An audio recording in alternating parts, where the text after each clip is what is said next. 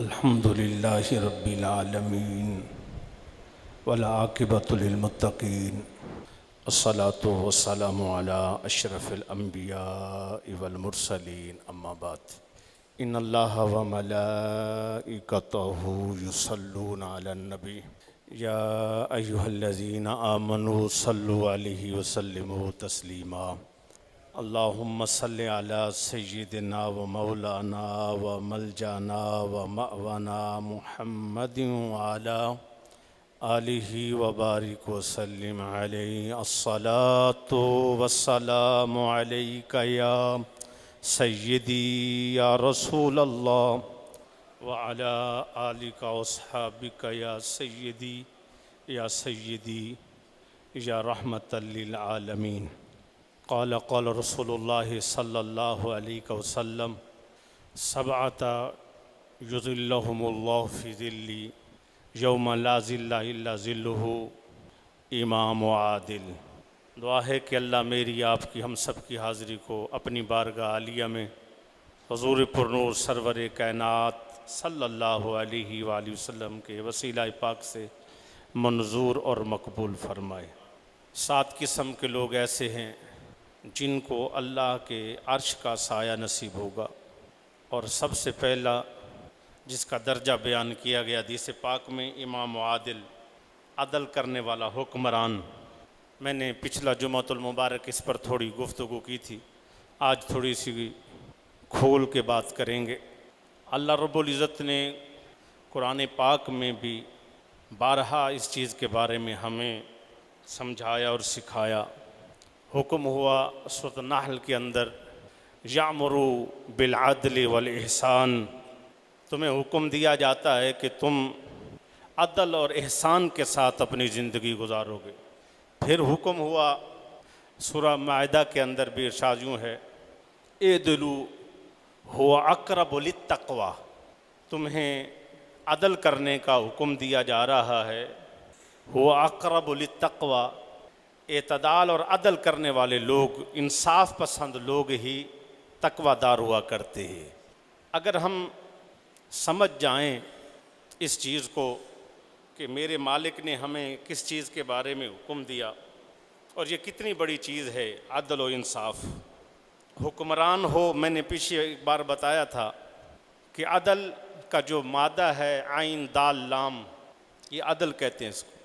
اب عادل جو ہے اگر وہ حکمران ہے تو اس کے لیے کیسا ہونا چاہیے؟ عدل عین، آنکھوں والا ہونا چاہیے، آنکھیں کھول کے رکھے، آنکھیں بند نہ ہو، مست نہ ہو، ہوشیار باش آدمی۔ اپنی زندگی میں ایسا نہ ہو کہ جو چاہے اس کو فراڈ کر جائے اس کے ساتھ، اس کی رعایا کے ساتھ، اور ان لوگوں سے ایسے کام کرا لیے جائیں کہ ان لوگوں کو پتہ ہی نہ ہو۔ تو یہ لوگ حکمران بننے کے ایسے بندے قابل ہی نہیں، ذہین فتین۔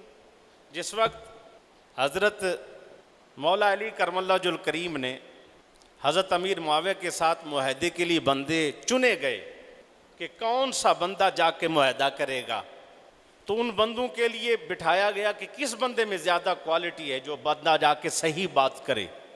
کوئی کہتے ہیں یہ ہو، کوئی کہتے ہیں یہ ہو، کوئی کہتے ہیں یہ ہو۔ بعد میں حضرت موسیٰ اشعری رضی اللہ تعالیٰ عنہ پہ بات جا کے طے ہوئی کہ یہ عالم بھی ہیں، درویش بھی ہیں، اور اس کے بعد یہ عمر رسیدہ بھی ہیں، ان میں ساری کوالٹیاں پائی جاتی ہیں۔ پھر جا کے یہ فیصلہ، یعنی عادل وہ ہو، عدل کرنے والا وہ ہو، یا جس سے مشورہ لیا جائے ایسا شخص ہو، آنکھیں بند نہیں کرنی چاہیے، آنکھیں کھول کے زندگی گزارنے والا، اور پھر آنکھیں کھول کے رکھے کس کو کس چیز کی ضرورت ہے، اس کو اس تک رہنمائی فرمائے۔ دال عین دال لام، میں نے کہا تھا لام دال، عدل میں دال جو ہے دلالت پر، یعنی اس کے سارے کام ایسے ہونے چاہیے جو دلیل پر ہوں۔ پاکستان کو ڈیموں کی ضرورت تھی، انہوں نے میٹرو بس بنا دی۔ پاکستان کو ہسپتالوں کی ضرورت ہے، یہ پل پہ پل بناتے۔ غریبوں کو نوکریوں کی ضرورت ہے، یہ لوگ سڑکوں پہ سڑکیں بناتے۔ یعنی یہ نااہلی ہے، نہ سمجھیے۔ حکمران بننے کے ایسے لوگ قابل نہیں، جن کے اندر جن کو نہ یار ملا، نہ وصال صنم، نہ ادھر کے رہے نہ ادھر کے. دین تو ان لوگوں سے امید نہیں کی جا سکتی کہ کوئی دین کی بہتری لائیں گے. اگر یہ دنیا کی بہتری ہی لا دیتے ممکن تھا پھر بھی بنتے رہتے, چلو آتے. دنیا ہی انہوں نے تباہ کر دی ہماری. پھر تیسرے نمبر پر لام صاحبان لغت نے لکھا اس لام سے مراد زیرہ ہے کہ ایسا حکمران ہو جو ہر وقت جو ہے چاقو چوبند ہو اور جہاں کہیں خطرہ ہو خود لڑنے کو تیار ہو, بزدل نہ ہو. یہ صرف اس چیز کے اس کے مادے میں یہ لغت پائی, یہ جو ہے نا اس کے مادے کے اندر یہ معنی پائے جا رہے ہیں. 2 دعائیں فرض کر دی گئی ہے میرے آقا نے فرمایا امت پہ 2 دعائیں فرض ہیں. ایک دعا یہ مانگو ایمان کی حفاظت کی دعا مانگو ہر وقت, یا اللہ میرا ایمان سلامت رکھ, یہ دعا لازم ہے. اور دوسری دعا یہ ہے کہ یا اللہ اللہم لا تسلط علینا من لم یرحمنا, یہ حضور صلی اللہ علیہ وسلم کی ہر فجر کی نماز کی دعا ہے. یا اللہ میری امت پہ ظالم حکمران نہ آئے, ایسا بندہ جو ہے مسلط نہ کر دینا جو میری امت پہ رحم ہی نہ کرے. یہ دعا تھی اور یہ دعا ہر مومن مسلمان پہ لازم ہے. یا اللہ جابر ظالم حکمرانوں سے ہمیں محفوظ فرما, یہ دعا ہے. یہ 2 دعائیں ایمان کی حفاظت کی اور عادل حکمران کی چاہت کے لیے دعا کرنا, یہ فرائض کے بعد فرض ہے. لیکن وہ ایسا معاملہ ہوا کہ ہم اس کی طرف آ نہ سکے. موضوع تھوڑا طویل ہے لیکن میں اس کو مختصر کر رہا ہوں تاکہ بعد ہم اس کو آگے لے کر چلیں. سورۃ انعام کے اندر بھی اللہ رب العزت نے ارشاد فرمایا وَإِذَا قُلْتُمْ فَعْدِلُوا, جب بات کرو نا بات میں بھی عدالت ہونی چاہیے, کسی کی سائیڈ نہ مارو, بات کرتے ہوئے کسی کو دھوکہ نہ دو, بات کرتے ہوئے بھی عدالت سے کام لو, انصاف سے کام لو. گو ایک اور جگہ قرآن پاک میں ارشاد فرمایا گو تمہارے سامنے تمہارے والدین کیوں نہیں, والدین بھی ہیں مقابلے میں اور تمہیں ضرورت پڑ گئی ہے ان کے خلاف گواہی دینے کی, پھر بھی دے ڈالو کیونکہ تمہیں حکم دیا جا رہا ہے کہ عدل کرو. پھر ایک جگہ اور ارشاد فرمایا کہ کہیں تمہارے رشتہ دار کہیں نہ ہوں, سامنے ہوں, ایک طرف تم ہو ایک طرف تمہارے رشتہ دار ہیں, پھر رشتہ داروں کے مقابلے میں بھی سچ کی بات کو مان لینا, گواہی سچ کی دے دینا, یہی عدل ہے. پھر ایک جگہ فرمایا تمہاری ذات ہی کہیں نہ ہو, اپنی ذات بھی ہو اور اس کے بعد اپنی ذات کے اوپر بھی حرف آتا ہو اور سچ بات کہنی ہو پھر بھی کہہ ڈال دو. حضرت عمر بن عاص رضی اللہ تعالی عنہ, آپ گورنر تھے تو آپ کا بچہ گھوڑا دوڑاتے کسی کے ساتھ ریس لگا لی. جب ریس لگائی تو وہ بچے نے نا آپ کے بیٹے نے آپ کے ساتھ مصری گھوڑے کی ریس لگا رہا تھا, لڑکا مصر. جب وہ اس کا گھوڑا آگے بڑھا تو وہ جیت گیا. جب جیتا نا تو اس نے اپنے درے کے ساتھ کوڑے کے ساتھ نا اس کو مارنا شروع کیا اور یہ مارتے مارتے یہ لفظ کہتا چلا جا رہا ہے دیکھ تم نے مجھ سے آگے بڑھے ہو اور اس کی سزا یہی ہے کہ تمہیں کوڑے مارے جائیں. اس کے بعد وہ دوڑتا دوڑتا وہاں سے فارغ ہوا تو حضرت عمر رضی اللہ تعالیٰ عنہ کے پاس مدینہ پاک آ گیا. آ کر عرض کرتا ہے حضرت عمر بن عاص کا بیٹا, گورنر کا بیٹا میرے ساتھ گھوڑوں کی دوڑ لگائی, جب میں جیتا تو مجھے کوڑے مارے اس. اور کہتا ہے دیکھو اشرافیہ سے یا بڑے کرم والے لوگوں سے, ایسے نامور لوگوں سے جو جیتتا ہے اس کی سزا یہی ہوتی ہے کہ کوڑے کھاتا ہے. آپ نے حضرت عمر بن عاص کو بلایا, بلا کے کھڑا کیا, آپ کا اپنے بیٹے کو بھی لے کے آؤ. اس کا بیٹا بھی آ گیا, مصری بھی وہاں موجود تھا. حضرت عمر نے اپنا کوڑا دیا, جب اپنا کوڑا اس کو پکڑایا تو آپ نے فرمایا فضرب بہا ابن الاکرمین, اس کو مار کوڑے جو اپنے آپ کو کہتا ہے میں بڑے باپ کا بیٹا ہوں. اور اس نے کوڑے مار مار کے جو ہے نا اس کا سمجھے کہ کام تمام کر دی اور بے ہوش ہو کے وہ گر جاتا ہے. حضرت عمر بن عاص بھی وہیں کھڑے, جرت نہیں ہوتی. اور حضرت عمر بار بار کہتے ہیں مار اس خبیث کو, اس کو پتہ چلے کہ اسلام کسے کہتے ہیں. اس کے بعد جب وہ بے ہوش ہو گیا اور طاقت سکت نہیں رکھتا کہ اور کوڑے کھا سکے, مصری نے کہا حضرت میرا دل ٹھنڈا ہو گیا. فرمایا ایسے دل ٹھنڈے نہیں ہوتے. یہ کوڑا پکڑ عمر بن عاص کو بھی لگا, صحابی رسول ہے, تو وہ بندہ کانپنا شروع ہو گیا. کہا جی قصور جس کا تھا اس کو میں نے مار دیا, اور یہ آپ فرماتے ہیں کہ عمرو بن عاص کو بھی مارو، ان کو کیوں؟ کہا ان کو اس لیے مارو کہ ان کے لاڈ پیارنے سے بگڑا، یہ جن کی دھمکیاں دیتا تھا ان کو بھی سیدھا کر۔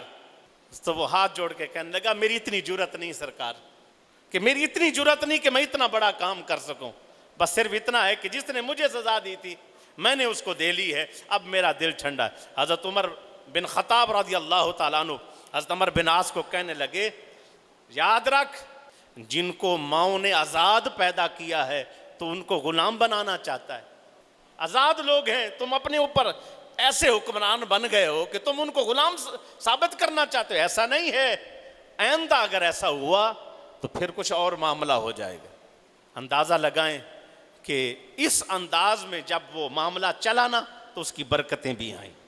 عبداللہ بن رواح رضی اللہ تعالیٰ عنہ کو حضور صلی اللہ علیہ وسلم نے خیبر کے موقع پر یہودیوں کے پاس چھوڑ کیا، فرمایا کہ یہاں کے انصاف کریں، یہاں لوگوں کے پاس رہے۔ جس وقت یہ طے پایا تھا کہ جتنا جو مال اکٹھا ہوگا، جو گندم ہو گئی، چاول ہو گئے، یا جو بھی پھل وغیرہ جمع ہوں گے، یہ آدھے آدھے کیے جائیں گے، آدھے یہودی لے جائیں گے اور آدھے مسلمانوں کو دیے جائیں گے، کیونکہ اب مسلمانوں نے وہ ملک فتح کر لیا تھا، خیبر فتح ہو گیا تھا۔ اب اس کے بعد کیا ہوا جی، جب غلہ جمع ہوا تو حضرت عبداللہ بن رواح نہیں گئے، آپ نے پیغام بھیجا ایسا کرو غلے کے 2 حصے بناؤ، یہ نہیں کہا کہ اپنے لیے علیحدہ بناؤ ہمارے لیے نہیں، کہ غلے کے 2 حصے بنا دیں بس۔ جب غلے کے 2 حصے بنا دیے حضرت عبداللہ بن رواح رضی اللہ تعالیٰ عنہ پہنچے، فرمایا کون سا لینا چاہتے ہو؟ بنائے خود انہوں نے ہیں، بعد میں بات نہ اٹھے کہ خود بنا کے ہمیں ایک حصہ دے دیا تھا، کہا خود بناؤ۔ جب خود تیار کر لیے، بنا لیے، بنانے کے بعد آپ نے فرمایا کون سا چاہیے؟ کہا جی دونوں ایک جیسے نہیں، فرمایا جو دل کرے لے لو۔ کہا جی حضرت یہ دے لیں، فرمایا لے لو۔ وہ دے کر اس کے بعد بقایا جو بنتا تھا مسلمانوں میں میرے آقا کے حکم کے مطابق تقسیم کیا گیا۔ ایک دن کے ان میں سے ایک بندہ جو بڑا ہوشیار چالاک تھا، اس نے کہا ایسا کیوں نہ کریں، گورنر تو یہ ہے، ان کو بات چیت کر کے قائل کر لیتے ہیں، تھوڑا سا غلہ وغیرہ مسلمانوں کو بھیج دیں گے، بقایا ہم ہی کھائیں گے پیئیں گے۔ دوسرے نے کہا تمہاری بات تو بہت اچھی ہے۔ کہا ٹھیک ہے چلو۔ انہوں نے کہا ایسے نہیں چلتے، بات نہیں کرتے، دولت دیکھ کر بڑے بڑے پھر جاتے ہیں، پہلے مال اکٹھا کرو۔ اب اس بات کا اندازہ مجھے اگلے دن ایک بات سے ہوا، ہمارے ایک ساتھی ہیں وہ کاروبار کرتے، وہ کہتے ہیں پیر صاحب جب ہم سودا کرنے لگتے ہیں تو سب سے پہلے آگے پیسے رکھ دیتے ہیں۔ کیا رکھتے ہیں؟ پیسے رکھتے ہیں۔ یہ ہمارے ان کو مولانا صاحب کو پتہ ہے کیا رکھتے ہیں، پیسے وہ بندے سودا نہ بیچنے والا بھی تیار ہو جاتا ہے، پیسے دے کے وہ سودا دے دیتا۔ میں نے کہا حقیقت کہتے، سچی بات کہتے، ایک بندے نے زمین نہیں دینی، ہم اس کے آگے 10 لاکھ رکھ دیتے ہیں، یہ دیکھو نقد پیسے۔ وہ پیسوں کو جب وہ دیکھتا ہے نا، وہ کہا اچھا میں سوچتا ہوں، کہ نہیں سوچو نہیں، تم رکھو کل بتانا۔ جب 10 لاکھ اس کے گھر میں ہوتا ہے نا، کل وہ سودا دینے کو تیار ہو جاتا ہے۔ یہ قاعدہ دنیا داروں کا قاعدہ ہے، یہ آج سے نہیں، غالباً پہلے سے چلتا آ رہا ہے۔ اب جب انہوں نے کہا نہیں ایسا نہیں کرتے، ایسا کرتے ہیں کہ مال اکٹھا کرتے کافی مقدار میں، جا کے نا آگے رکھتے ہیں، یہ مال آپ لے لیں، ہمارے ساتھ رعایت فرمایا کرے۔ اس نے کہا بہت اچھی۔ کہا مال میں کیا لے جائیں؟ کہا زیور، سونا چاندی، یہ ہیرے جواہرات یہ لے چلو۔ بہترین سونا جمع کیا گیا، چاندی جمع کی گئی، ہیرے جمع کیے گئے، جواہرات جتنے تھے لال موتی سب جمع کیے، جمع کر کے بہت بڑی مقدار میں رکھے، اور حضرت عبداللہ بن رواح کو کہا حضرت آپ کی دعوت ہے۔ جب آپ گئے دیکھا سونا ہی سونا، چاندی چاندی، ہیرے ہیرے، بڑا مال پڑا ہے۔ جب آپ کو فرمایا کہ یہ سب کچھ ہے حضرت، آپ یہ ہم سے وصول کریں، اس کے بدلے میں صرف ہم ایک بات آپ سے منوانا چاہتے ہیں۔ کہا کیا؟ یہ آپ کو تحفہ ہے، آپ نے صرف اتنا کرنا ہے، جو ہمارا مال آئے گا نا، جو غلہ وغیرہ، آپ نے کاؤنٹ نہیں کرنا، گننا نہیں ہے، ہم اپنی مرضی سے دے ڈالیں گے۔ اور جب ان کو پہنچے آپ صرف اتنا کہیں جی بس میں نے جو ہے نا دیکھ بھال کر کے بھیجا، آپ کا یہ لفظ ہے بس آپ کو، اور یہ جو کچھ بھی ہے آپ اس کو قبول فرمائیں۔ حضرت عبداللہ بن رواح کی 7 نسلیں بھی کھاتی نا، 7 نسلیں، پھر بھی ختم ہونے والا نہیں تھا۔ کتنی نسلیں؟ آج ذات کو لے کے ملک کو ڈبو جاتے ہیں۔ کس چیز کی کمی تھی؟ اللہ کی عزت قسم ہم نے تو قریب سے بھی دیکھا ہے، یہ وہ لوگ تھے جو لوا کوٹنے والے لوگ تھے، یہ وہ لوگ تھے جو رکشے چلانے والے لوگ تھے، یہ وہ لوگ تھے جو ہے نا تکے کی جن کی ویلیو نہیں تھی، پوچھنے والا نہیں تھا ان کو کوئی کرکٹر تھا تو کوئی لوہار تھا، کوئی کوٹھیوں پہ جھاڑو لگانے والے لوگ تھے۔ یہ اس پاکستان کے صدقے رب نے تمہیں کتنا نوازا، عزت کے ساتھ رہ جاتے، عزت کے ساتھ کھاتے پیتے تو 7 نسلیں بھی تمہاری حلال رزق میں ختم ہونے والی نہیں تھی۔ لوٹ مار کر کے 2 نمبریاں کر کے بدماشیاں کر کے امت کو کھا گئے۔ اگلے دن جسٹس نے، میں ایک بیان پڑھا تو میں حیران ہو گیا، اس نے کاغذات منگوائے کہ پاکستان پر کتنا قرضہ ہے، جب وہ دیکھا تو اس کی چیخ نکل گئی، اس نے کہا افسوس کہ 7 نسلوں کا، پاکستان کی 7 نسلوں کا بدماشو رزق کھا گئے ہو، 7 نسلوں کا رزق کھا گئے ہو۔ اب جب آگے رکھا تو 7 نسلیں حضرت عبداللہ بن رواحہ کی چل سکتی، غربت تھی، افلاس تھی، لیکن کہا نہ، آپ نے ایک لفظ کہے وہ تاریخ کے لفظ بن گئے، آپ نے فرمایا لا ناکلھا، اے لوگو انا لا ناکلو، میں یہ نہیں کھاتا ہوتا۔ کہ جی آپ کیا کھاتے ہیں؟ کہ حلال، ہمارے لیے حرام ہے، یہ تمہارے لیے سونا ہے، چاندی ہے، زیور ہے، جائیداد اور مال ہے، ہمارے لیے یہ حرام ہے۔ اس وقت سارے یہودی کھڑے ہو کے کہنے لگے، ان کے یہ لفظ ہے قالوا بہذا قامت السماوات والارض، کہ اللہ کی عزت کی قسم آج گر زمین قائم ہے، پھٹتی نہیں، آسمان ہمارے اوپر سایہ فگن ہے، اس کی وجہ یہ ہے، وقالوا، یہ وجہ یہ ہے کہ بہذا قامت السماوات والارض، وجہ یہ ہے کہ ایسے لوگ موجود ہیں، اللہ آسمان سے عذاب بھی نہیں بھیجتا اور زمین پھٹتی بھی نہیں ہے، اور بلکہ ہم سب جو بھی جی رہے ہیں ان لوگوں کی وجہ سے جی رہے ہیں۔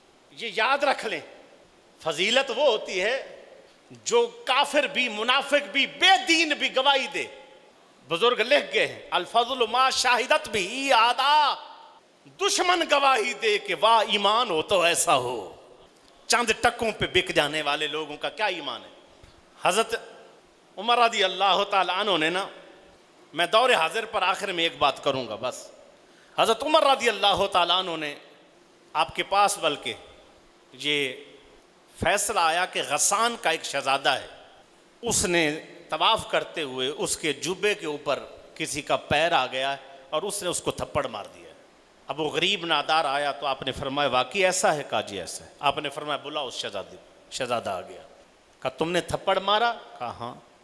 آپ نے فرمایا اس سے معافی مانگ، اگر معاف کر دے ٹھیک، ورنہ کل تھپڑ پڑے گا۔ اس نے کہا معاف کر، اس نے کہا میں نہیں کرتا، میں تجھے ماروں گا تھپڑ، تو بڑا نخرے والا ہے، میں کوئی جان بوجھ کے پیر رکھا ہے، طواف تو بھی کعبۃ اللہ کا کر رہا، میں بھی کر رہا ہوں، اگر پڑ گیا پیر تو کیا ہو گیا؟ تو نے اپنے آپ کو بڑا کوئی سمجھا، میں دنیا کو دکھاؤں گا تیری عزت کیا ہے۔ رات کو واپس گیا، اس نے کہا میں عیسائی تھا، عیسائیوں کا بادشاہ ہوں، غسان کا آخری شہزادہ ہوا، میں بادشاہ ہوں، میں مسلمان ہو گیا، میں تو یہ چاہتا تھا میری عزت بڑھ جائے گی، یہ تو میری عزت میرے ہاتھ میں آ گئی ہے، یہاں تو مجھے ایک کسان غریب نادار بندے کے مقابلے میں جو ہے نا کھڑا کر دے اور کل وہ مجھے تھپڑ مارے گا، میں نہیں رہتا مسلمان۔ چوری چوری رات کو بھاگا اور قسطنطنیہ پہنچ گیا۔ صبح لوگ اکٹھے ہو کے حضرت عمر کے پاس آئے رضی اللہ تعالیٰ عنہ، آ کر کہنے لگے حضرت بڑا نقصان ہو گیا ہے۔ کہا کیا ہوا؟ کہا وہ شہزادہ بھاگ گیا ہے اور کافر ہو گیا، مرتد ہو گیا دوبارہ۔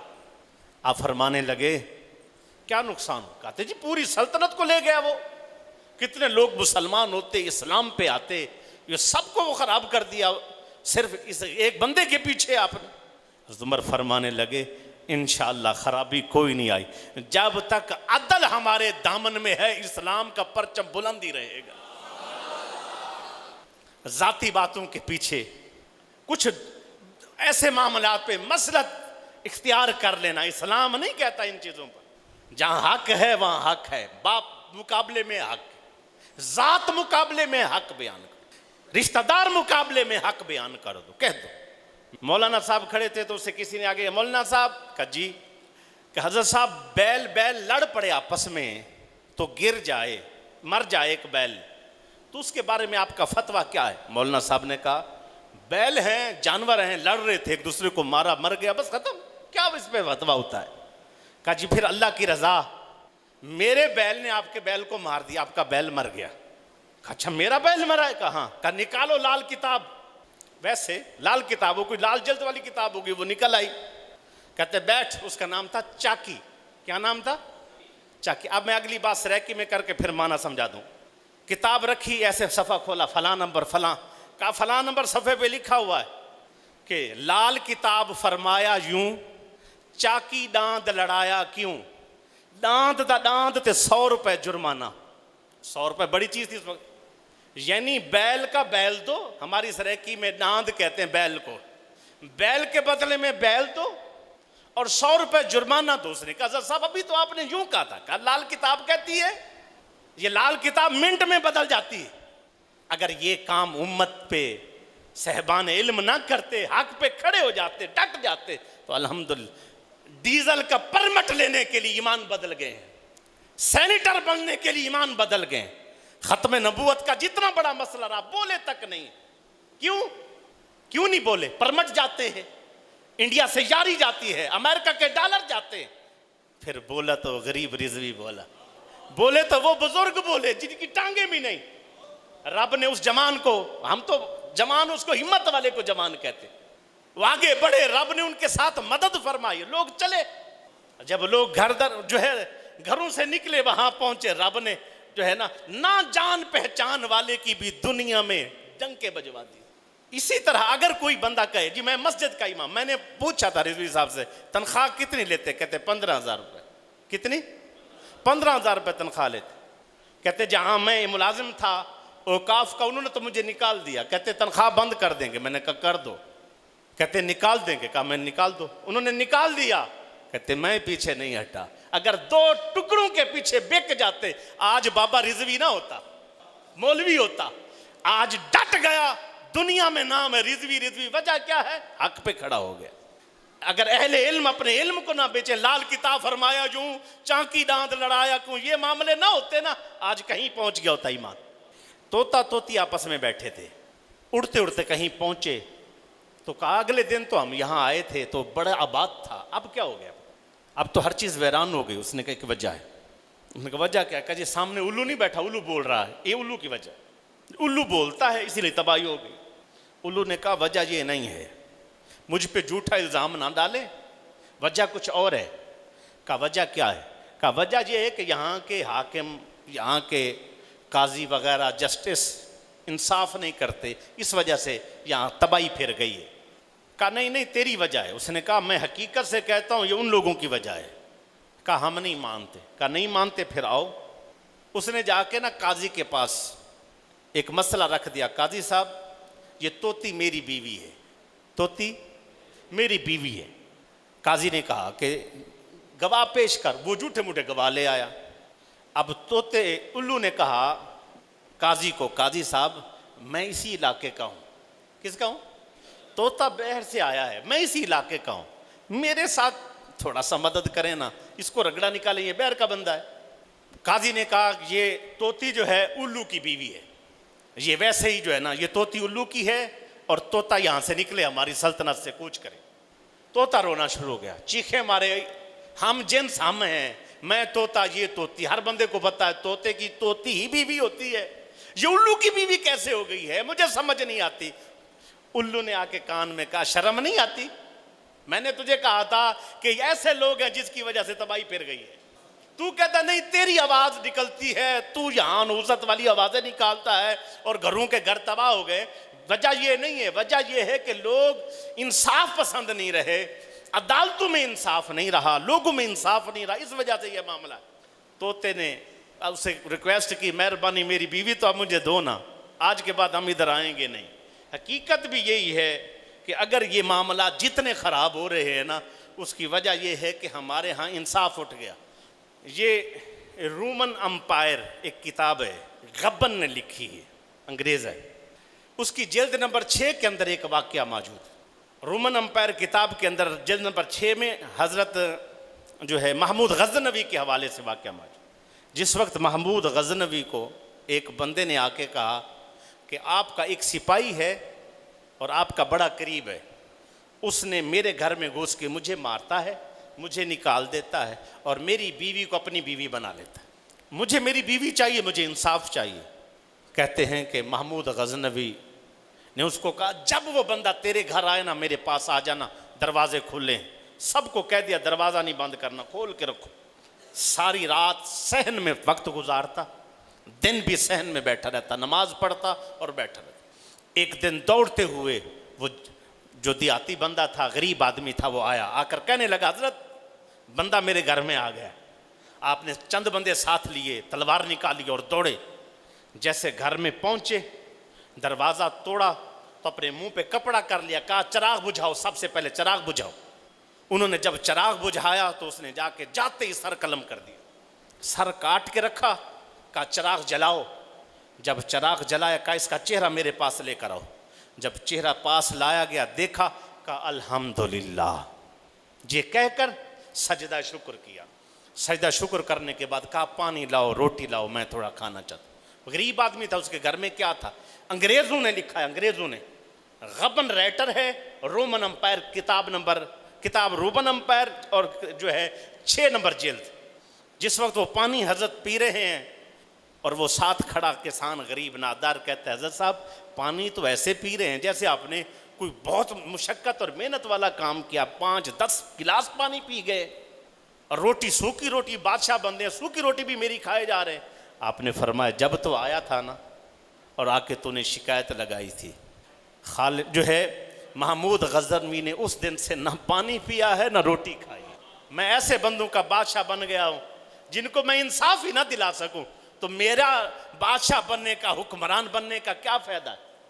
اللہ اکبر. کہا جی آپ نے الحمدللہ کیوں پڑھا؟ کہا الحمدللہ اس لیے پڑھا کہ میں نے تحقیق کرائی, مجھے پتہ چلا کہ میرا بیٹا ہے, میرا بیٹا اس گناہ میں شامل ہے. مجھے جب میرے بندوں نے تحقیق کر کے بتایا تو مجھے پتہ چلا کہ میرا بیٹا شامل ہے. اور پھر مجھے یہ بھی یقین ہوتا کہ میرا خون اتنا حرام ہی نہیں ہو سکتا. پھر میں کہتا پتہ نہیں زمانے کی ہوا لگ گئی ہو اس کو, پتہ نہیں کیا ہو گیا. میں نے نیت کی کہ میں نے تجھے انصاف دینا ہے. چراغ اسی لیے بجھایا کہ کہیں میری نظر اس کے چہرے پہ پڑ جاتی تو میں اپنے بیٹے کو دیکھ کے کہیں ممکن ہے تجھے انصاف نہ دلا پاتا. میں نے گردن کاٹی اندھیرے میں اسی لیے کہ تاکہ یہ جو شفقت پدری ہے نا یہ نہ آ جائے, شامل نہ ہو جائے. میں نے گردن کاٹ کے چہرہ دیکھا, الحمدللہ اس لیے پڑھا کہ وہ میرا بیٹا نہیں تھا, کسی اور کا ہے. اللہ نے معاف. لیکن بیٹا بھی ہوتا تو گردن تو کاٹ لی تھی. یہ انصاف ہے. جس وقت جرمن پہ ہٹلر, یہ برطانیہ پہ ہٹلر حملے کر رہا تھا نا, یہ بہت بڑی بات ابھی آخر پر بتانے لگا ہوں. ہٹلر جب اس پہ جرمنی کا تھا, جس وقت یہ برطانیہ پہ حملہ کرتا ہے نا, دن بدن ان کو کمزور کرتا چلا جا رہا ہے. قریب تھا کہ وہ برطانیہ پہ حملہ کر کے جیت جاتا. اور اس وقت برطانیہ کا وزیر اعظم تھا چرچل. کیا تھا؟ چرچل. اب یہ قریب تھا کہ ہٹلر وہاں فتح مل جاتی اور یہ برطانیہ کی حکومت بھی وہ سنبھال لیتا. دانشور لوگ, بڑے سمجھدار لوگ, رائٹر قسم کے لوگ, وہ سب آ کر نا چرچل کے پاس آئے. کیا تجھے تو اندر کی باتوں کا پتہ ہے, یہ بتا ہٹلر ہم سے ہمارا ملک لے جائے گا؟ اب اس وقت چرچل نے کہا مجھے یہ بات تم بتاؤ کہ تم پوچھنے آئے ہو کہ ہٹلر ہم سے جیت جائے گا یا فتح حاصل کر لے گا, تو یہ بتاؤ کہ کیا ہماری عدالتوں میں انصاف ہے؟ کہاں برطانیہ انصاف دیتا ہے. کہا پھر جاؤ, ہٹلر کبھی نہیں جیت سکتا. اس کے بعد ہٹلر ناکام ہوا اور فتح یاب ہو گیا برطانیہ, اور قائم اور دائم یہی سارے اکٹھے ہو کے آ کر حضرت وہ جو ہے اللہ استغفر اللہ اس کے پاس, چرچل کے پاس آ کر کہنے لگے کہ چرچل تجھے کیسے پتا تھا کہ ہٹلر ہم سے نہیں جیت سکتا؟ وہ سرحدوں پہ چڑھ گیا تھا اور ہر جگہ اس کو فتح ملی. یہاں اس نے کہا میں نے اسلام جو ہے یہ کتابوں میں, پہلے والی الہامی کتابوں میں پڑھا ہے, جس ملک میں انصاف ہوتا ہے, رعایا کو انصاف ملتا ہے, اللہ اس ملک کی سرحدوں کی فرشتے بھیج کے حفاظت کرتے ہیں.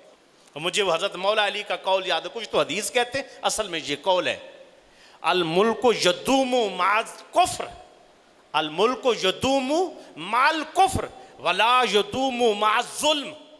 دیکھو کوئی سلطنت چل رہی ہے, اس پہ کفر ہو رہا ہے پھر بھی چلتی رہے گی, اللہ اس کو چلائے گا, نہیں روکے گا. سرحدوں پہ خرابی نہیں آئے گی, ملک چلے گا. جتنا بھی کفر ہو جائے اللہ نہیں توڑے گا اس ملک. جس وقت جس ملک میں کفر سے نہیں ٹوٹے گا, جس ملک میں ظلم آ جائے گا, اللہ اس ملک کو توڑ دے گا, اس کی سرحدوں کا ستیہ ناش کر دیا جائے گا. آج اندازہ لگائیں کتنا ظلم ہے, غریب کی جائیداد غبن, ہر لحاظ سے تکلیف, کہاں سے کہاں تک جائیں, کیا کیا بیان کریں, کیا کیا بات کریں, کس کس معاملے کو جائیں. یہاں تک کہ اگر ایک کافر ہے وہ یہ کہتا ہے کہ میں نے الہامی کتابوں میں پڑھا ہے کہ جس ملک میں انصاف ہو اس کی سرحدوں کو کوئی چھیڑ نہیں سکتا. آج ایٹم بم بنا کے خوش نہ ہو, بلکہ کوئی منصف لے کر آئیں, کوئی نیک بندہ لے کے آئیں. کون سی دعائیں لازم ہیں ہم پہ؟ 2. کتنی؟ بولو بولو. 2 فرض ہیں, فرض. زکوٰۃ فرض, بولو میرے ساتھ. نماز فرض, روزہ فرض, حج فرض, زکوٰۃ فرض. اس کے ساتھ 2 فرض اور ہیں, یہ تو رکن ہیں.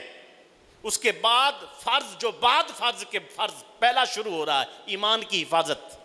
اور ایمان کی حفاظت کے ساتھ یہ دعا, یا اللہ ہمیں اپنی بارگاہ سے نیک حکمران عطا فرما. یہ دعا ہے. اگر کہیں ہاتھ کی ضرورت بھی آپ پڑے نا, ہاتھ بھی آگے کیا کرو. کہیں ضرورت آپ پڑے تمہاری جان کی تو جان بھی لگاؤ. ہماری ان سستیوں نے, ہماری ان چیزوں نے ہمیں تباہ کر کے رکھ دیا. ہمارے سامنے یہ سارے معاملات ہوتے, ہم چپ کر کے بیٹھ. ہمارے میٹر میں لوگ 2 نمبری کرتے ہیں, ہم چپ, کچھ نہیں ہوتا. ایک کرتا پہ میں تھوڑی کر. کنڈیاں ہمارے سامنے لوگ لگاتے ہیں, ہم نہیں ان کی درخواست دیتے. ہمارے سامنے 2 نمبری کر کے, بدماشی کر کے معاملات چلتے ہوتے ہیں. ہم کہتے ہیں ہم دشمنی کیوں لیں؟ دے لے, پھر اللہ کے ساتھ دشمنی لے لے, پھر اپنے ملک کو تباہ کر دے. اللہ نے تجھے اتنی بڑی نعمت دی ہے, تجھے خبر ہی نہیں ہے. رب نے تجھے جتنا نوازا ہے نا, یہ تو ظالم جابر لوگ ہم پہ مسلط ہیں, ورنہ ہر پاکستانی سونے کی چڑیا ہے. اللہ نے اتنا دی, اتنے ذخائر ہیں, اتنے ذخائر.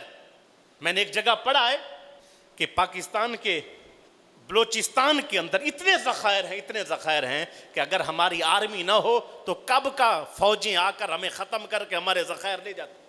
اتنے ذخائر موجود بلوچستان میں, سندھ میں ہیں. ہر جو ہے زبردست, جتنا دنیا میں بہترین نہری نظام پاکستان کو ملا, ہر سسٹم ہے. لیکن کیا ہے, آگے بندے ٹھیک نہیں تھے. آگے بندے ٹھیک نہ آئے, اس کی وجہ سے یہ خرابی ہوگی. اللہ مجھے آپ کو, ہم سب کو توفیق دے کہ ہم اپنی ذمہ داری سمجھیں. ٹھیک ہے, میں اشارے میں بات کرتا ہوں کیونکہ اس میں صرف اتنا ہے کہ یاد رکھ لو کہ اب بھی وقت ہے, اب کھڑے ہو جانا پلیز, مہربانی. اپنے آپ کو لے آؤ آگے, اپنے آپ کو آگے لاؤ. مسلمان صحیح مسلمان بنے. اگر اب نہیں ہم نے یہی سستی رکھی, علماء نے رکھی, ہماری عوام نے رکھی, مشائخ نے رکھی, تو پھر خرابی ہو جائے گی. اور ایسی خرابی کہ پھر ہم اس کا ازالہ ہم سب برابر کے شریک ہو جائیں گے. مجھے اللہ آپ کو, ہم سب کو یہ توفیق دے کہ ہم حق کے ساتھ کھڑے ہو جائیں, حق کی بات کرنے والے بن جائیں, حق کا ساتھ دیں, اپنی اولاد کی تربیت, اپنے آپ کو سنبھالیں, اپنے معاشرے کو, اپنے ہمسایوں کو, رشتہ داروں کو, تعلق داروں کو, جہاں حق بات ہو, ذات ہو, ماں باپ ہوں, رشتہ دار ہوں, حق کر دیں. جب آپ کے پاس قدم اٹھانے کی طاقت ہے, وہ آگے قدم بڑھا کے بھی حق پر چلیں, حق پہ لوگوں کو چلائیں. یہ سب سے ایمان کا اعلیٰ درجہ ہے. آخر دعوانا الحمدللہ.